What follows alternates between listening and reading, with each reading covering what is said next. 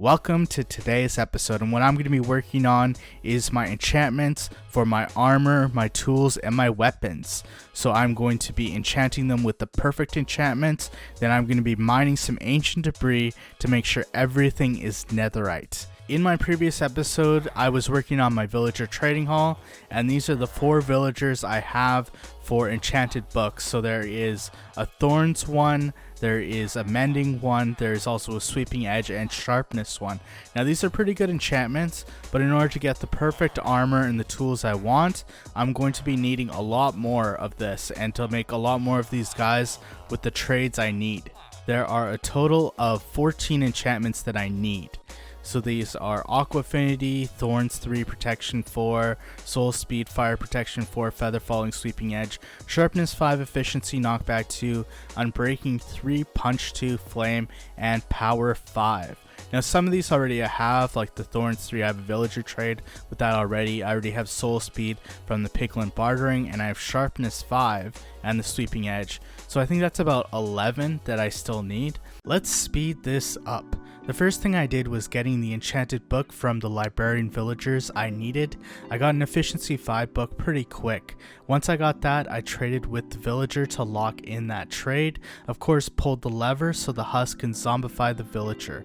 Once that was done, I threw a splash potion of weakness and fed them a golden apple to cure them. But the cured villager didn't give me a good enough discount, so I zombified them again. Second time was the charm, as I got a 1 emerald trade for an enchanted book. The next thing was building a wool farm. The wool farm automatically shears the sheep when they eat grass, turning it into dirt. This farm was producing an insane amount of wool, more than I really needed. I need the wool for beds for mining in the nether for ancient debris.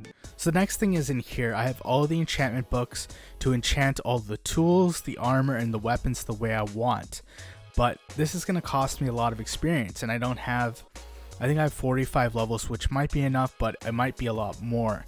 And I don't want to do that until I get the netherite and ancient debris. So I want to do that first before I get the experience levels and enchant the stuff with these enchantments. So right now I have 1 netherite scrap and 1 netherite ingot. This is just from me mining in the nether. I occasionally found a couple pieces of ancient debris here and there, but I need a lot more to make all of my gear netherite. I think it's going to take me 31 pieces of ancient debris to actually get everything to netherite. So this is going to take me a long time.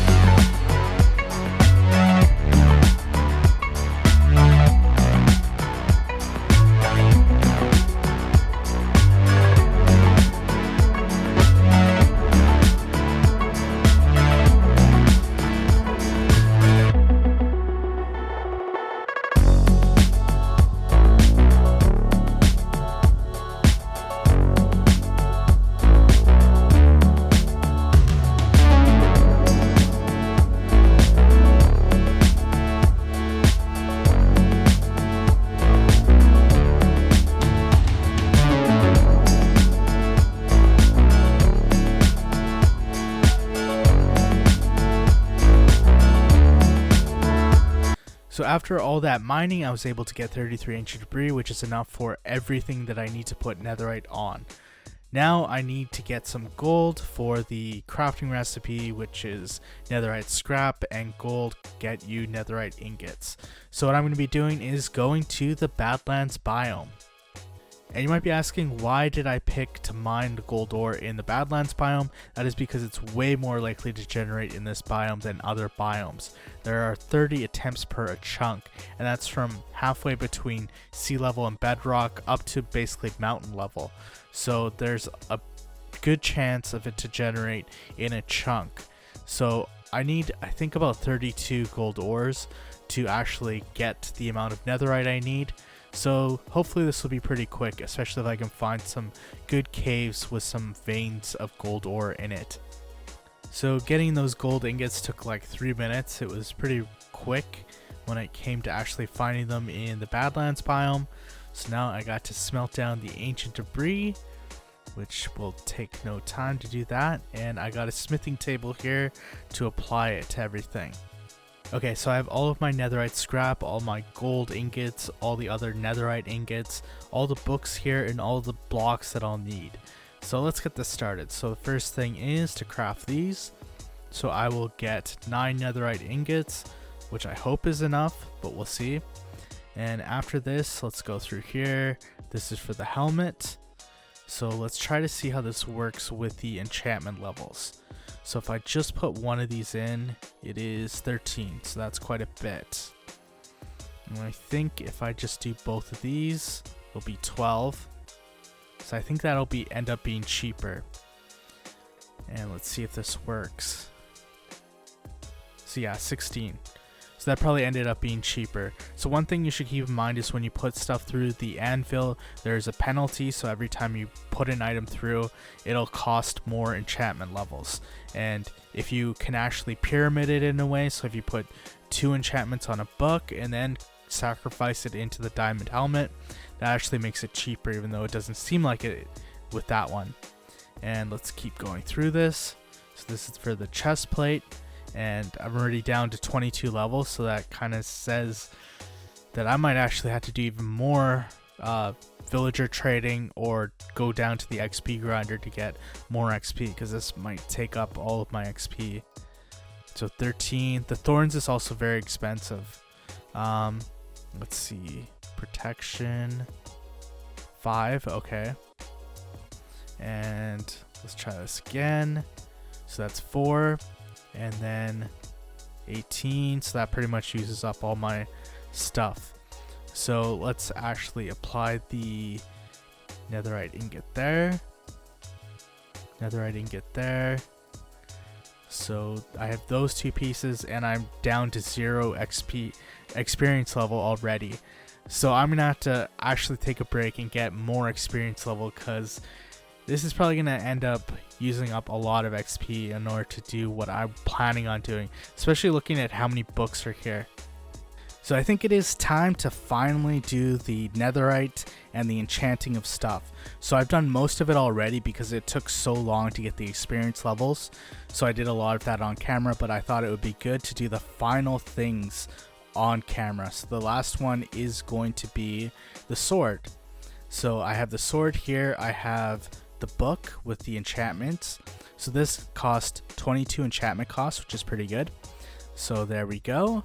And we will put this on here. And now I have everything netherite and enchanted. So I haven't done the bow yet, but all the enchantments are set there. I just had to put it on the bow. So I just want to explain all the enchantments and what they do, just to make this a lot easier. So there is Protection 4, Unbreaking 3, Respiration 3, Mending, Aqua Affinity, and Thorns 3. So Protection 4, it'll reduce the damage you take from any kind of attack. Unbreaking 3 restore or reduces the durability that will be used when that item is used. Respiration increases the breathing time. Mending restores the durability. Aqua Affinity improves the light level when you're underwater. And Thorns will actually do damage to the mob, or if you're in PvP, the person that's attacking you. So it does 1 to 3 damage, and there's a 15% chance with each thing. It also stacks across armor, so if you have 4 pieces with thorns, it increases it up to 60%.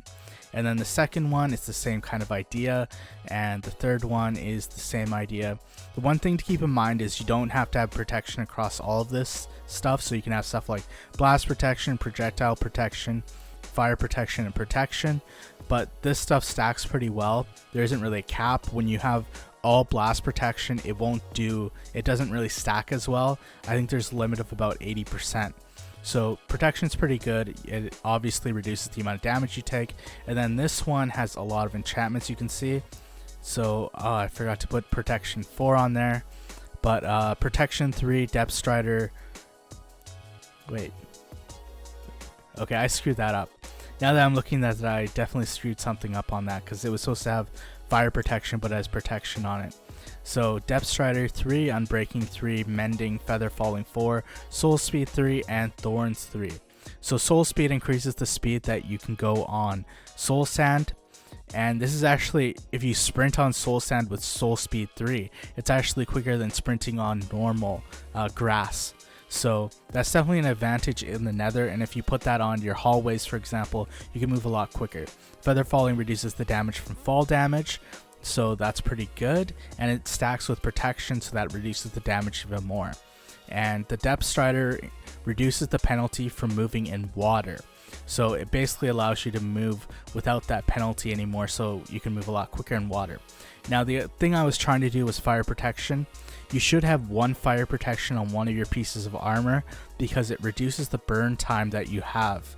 So it doesn't stack, so it makes sense to have one of them on your armor and not fire protection on all your armor, because it won't reduce the burn time. Only one of the enchantments will be used. So that's all of the armor stuff. Let's go through the other stuff.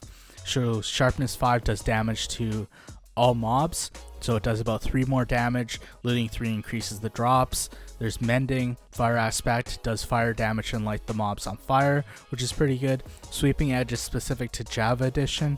What it does is it does splash damage to the mobs that are attacking you. So if you're attacking one mob and there's a mob next to it, the sweeping edge will increase the damage to the mob next to the one. Unbreaking 3 obviously reduces durability used. Knockback 2 will knock the mob backwards. So all of this stuff is about increasing the damage and reducing the durability, and also increasing the drops. So all of that stuff's pretty good. And then you have Fortune 3 Unbreaking 3, Efficiency 5, and Mending. So I didn't really care about either a Fortune or Silk Touch, but that's just what I got, which is kind of annoying. I would rather have Silk Touch on my shovel, because I don't want to get flint when I mine gravel.